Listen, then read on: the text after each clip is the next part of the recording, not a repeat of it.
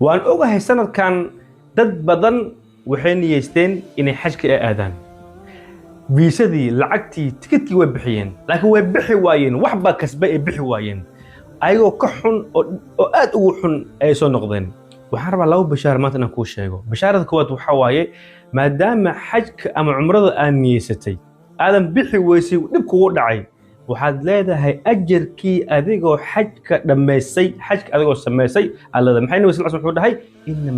inama al-a'mal bin-niyyat wax kasta sameynaysid waa niyada waay maadaama xajka umrada niyad ay ka soo go'day xajkaas asigoo full lagu qoray qofka xajka u baxay oo soo sameeyay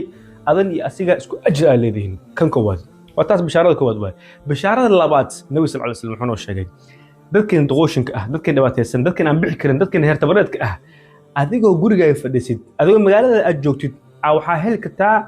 ajirkii xajka iyo cumreynaysid waxa waaye nabi sallallahu alayhi wasallam wuxuu dhahay markii salaad subax aad masaajidka ku dukatid aad booskaaga aad fadhiisatid aan booskaaga aadan ka dhaqaaqin oo aad bilaawdid astaghfirullah alxamdulillah allahu akbar ducooyinka istighfaarta aad bilaawdid qur'aanad aad akhrisid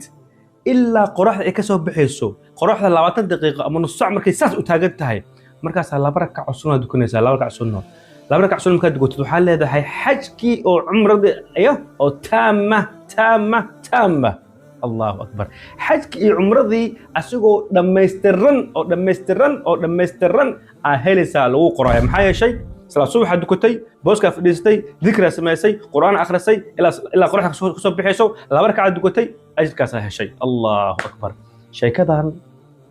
adiga ku ekaanin ولا لك الأدبي سأوفى إن شاء الله تعالى قفل بأردت سبايو هذه أنا كل هنا إن شاء الله تعالى بارك الله فيكم السلام عليكم ورحمة الله